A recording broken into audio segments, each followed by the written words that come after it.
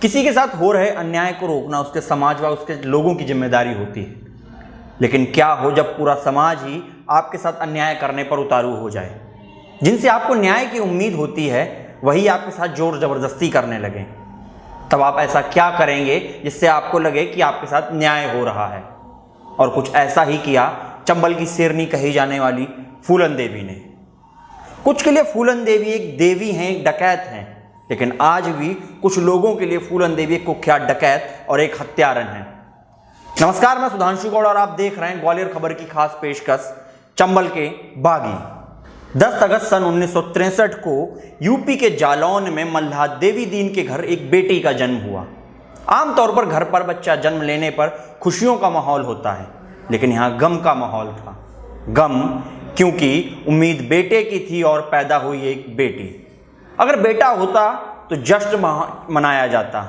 अब बेटी ने जन्म लिया तो घर पर चिंता की लकीरें पूरी हुई थीं।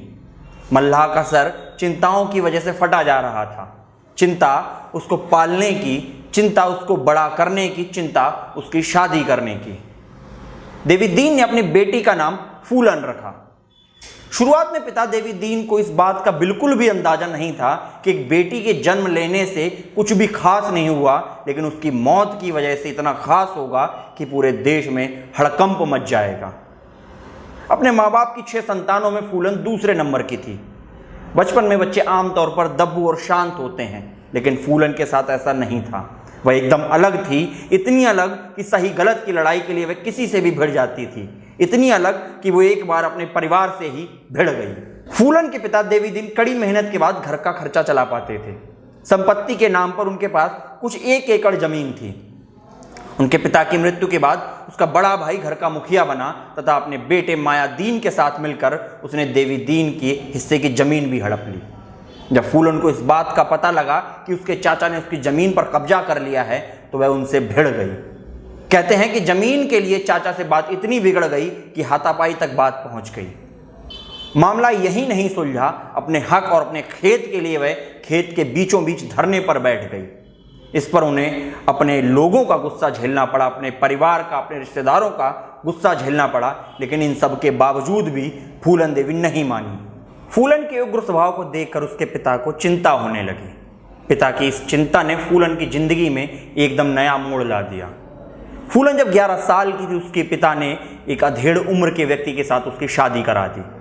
शुरुआत में फूलन ने नियति समझ को इसकर विरोध नहीं किया और उस फैसले को स्वीकार कर लिया।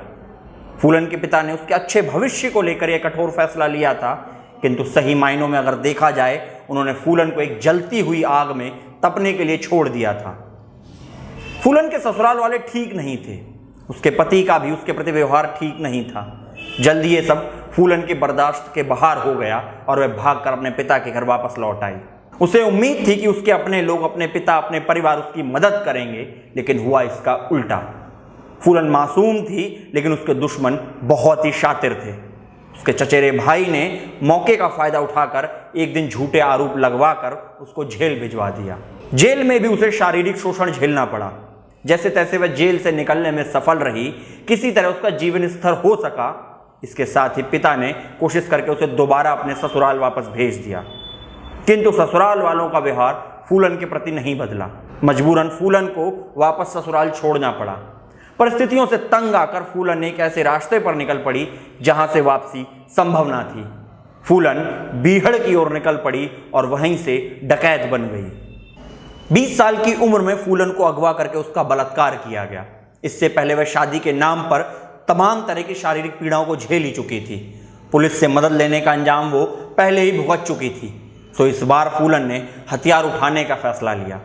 फूलन की जीवनी पर एक फिल्म आधारित है, बैंडिट क्वीन। उसमें दिखाया गया है कि वह 20 साल की उम्र में ही अपने रिश्तेदार की मदद से डाकुओं के गिरोह में शामिल हो गई थी। डाकू बनने के बाद, हथियार उठाने के बाद फूलन सबसे पहले अपने पति के गांव पहुंची, जहां उसने उसे सरेआम चाकुओं से गोदा और अधमरा हालत में छोड़ दिया। जाते जाते फूलन ने ऐलान किया कि आज के बाद कोई भी बूढ़ा किसी जवान लड़की से शादी नहीं करेगा। हथियार उठा लेने के बाद भी फूलन के जीवन में कुछ ज़्यादा बदलाव नहीं आया, उसकी परिस्थितियां नहीं बदली। गिरोह में भी उसे कई तरह की विकट परिस्थितियों का सामना करना पड़ा। उसके गिरोह के सरदार बाबू गुर्जर का दिल फूलन देवी पर आ गया। यह बस उसकी शारीरिक भूख ही थी जिसे वह मिटाने की लगातार फूलन के साथ कोशिशें कर रहा था। जब वह कामयाब नहीं हुआ तो एक दिन उसने फूलन के साथ जबरदस्ती की। अब फूलन की जिंदगी में एक व्यक्ति आता है, डाकू विक्रम मल्लाह, जिसका स्थान गिरोह में बाबू गुर्जर के बाद आता था। उसने उस चीज़ों का विरोध किया, बाबू गुर्जर का विरोध किया, बावजूद इसके बाबू गुर्जर नहीं माना और फूलन के साथ जबरदस्ती करता रहा। इसके बाद विक्रम का खून खौल उठा और उसने बाबू गुर्जर की हत्या कर दी। बाबू गुर्जर की हत्या के बाद अगली सुबह ही विक्रम मल्लाह ने अपने आप को गिरोह का सरदार घोषित कर लिया। इसी बीच इनके गिरोह से जेल गए दो भाई श्री राम और लाला राम भी शामिल हो गए, जिनके कारण गिरोह में फूट पड़ गई। बाद में उन्होंने विक्रम मल्लाह का कत्ल कर दिया और फूलन को बंदी बनाकर अपने गांव बेहमई ले आए। यहाँ फूलन को एक कमरे में बंद कर दिया गया, ना उसको कुछ खाने को दिया गया, ना पीने के लिए पानी दिया गया। बेहमई में फूलन को जो घाव मिला, उस घाव का वह तिल तिल कर बदला अपने जीवन भर लेती रही। यहाँ उसके साथ केवल दुष्कर्म नहीं बल्कि सामूहिक दुष्कर्म हुआ। वहाँ मौजूदा सभी ने बारी बारी से फूलन के साथ बलात्कार किया, उसके शरीर को जानवरों की तरह नोचा। फूलन ने इतना सहा कि शायद उसे मर जाना चाहिए था, लेकिन किस्मत ने उसके लिए कुछ और ही चुना हुआ था। उसके साथ हो रहे दुष्कर्म और दी जा रही यातनाओं की जानकारी उसके कुछ पुराने साथियों को मिली, तो वे छुपते छुपाते मौके पर पहुंचे और फूलन को वहां से बचाकर ले गए। वहां से निकलने के कुछ दिनों बाद फूलन ने पुराने साथी मल्लाह सिंह के साथ अपने पुराने मल्लाह साथियों को इकट्ठा करके एक गिरोह बनाई और खुद उसकी सरदार बन गई। श्रीराम और लाला राम के चंगुल से निकलने के 7 महीने बाद तक फूलन देवी अपने प्रतिशोध की आग में जलती रही।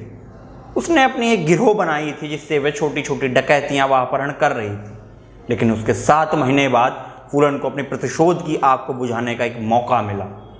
14 फरवरी सन 1981 को प्रतिशोध की आग में उबल रही फूलन अपने गिरोह के साथ पुलिस के भेष में बेमही गांव पहुंच गई, जहां एक शादी का आयोजन था। इसमें बाहरी गांव के लोग भी आए हुए थे। फूलन और उसके गिरोह ने बंदूक के जोर पर पूरे गांव को घेर लिया तथा ठाकुर जाति के 21 मर्दों को एक लाइन में खड़े होने का आदेश दिया। उन 21 में से 2 उसके पुराने गिरोह के भी साथी थे जिन्होंने उसके साथ बलात्कार किया था। हालांकि वह 2 उनमें से नहीं थे जिन्होंने उसके साथ दुष्कर्म किया था, लेकिन उनको देखकर फूलन का खून खौल गया और 21 के 21 मर्दों को उसने गोलियों से भून डाला और उनकी वहीं पर मौत हो गई। बेमही नरसंहार के बाद फूलन देवी बैंडिट क्वीन के नाम से फेमस हो गई।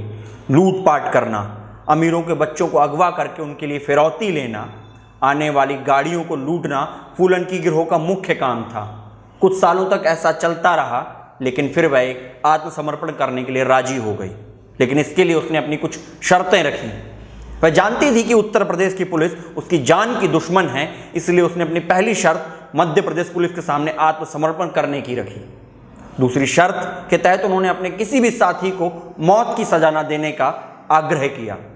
तीसरी शर्त के तहत उसने उस जमीन को वापस करने के लिए कहा जो उसके पिता से हड़प ली गई थी। साथ ही उसने अपने भाई को पुलिस में नौकरी देने की मांग की।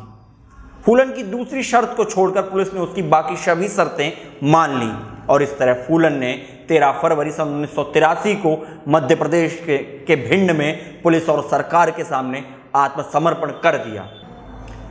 फूलन देवी पर 22 कत्ल, 30 लूटपाट और 18 अपहरण के मुकदमे दर्ज किए गए। इन सभी मुकदमों की कार्रवाई में 11 वर्ष बीत गए। इसी दौरान सन 1993 में उत्तर प्रदेश की मुलायम सिंह सरकार ने उन पर सभी मुकदमों को हटाकर उसको बरी करने का मन बनाया। यही नहीं, सन 1994 में उसे रिहा कर दिया गया। अपना अधिकांश जीवन बीहड़ और जेल में गुजारने के बाद सन 1996 में समाजवादी पार्टी की टिकट से फूलन मिर्जापुर की सीट जीतकर लोकसभा का हिस्सा बन गई। उनका 2 बार लोकसभा में लगातार पहुंचना यह दर्शाता है कि फूलन डकैत होकर भी कहीं ना कहीं अपने जनता के दिल में बसती थी, वह उनके लिए काम करती थी। किंतु कहते हैं ना कि अतीत किसी का भी पीछा नहीं छोड़ता, वह किसी ना किसी रूप में आपके सामने आ ही जाता है और फूलन देवी का भी अतीत उसके सामने आखिर आ ही गया। 25 जुलाई सन 2001 को उनके आवास के सामने ही शेर सिंह राणा नामक व्यक्ति ने फूलन देवी की गोली मारकर हत्या कर दी। हत्या के बाद मुकदमे के दौरान शेर सिंह राणा ने इस बात को स्वीकारा कि उसने फूलन देवी को मारकर बेहमई नरसंहार का बदला लिया है। उसने यह भी कहा उसने बदला लेना भी फूलन देवी से ही सीखा था। फूलन देवी को लेकर लोगों की अलग अलग राय है।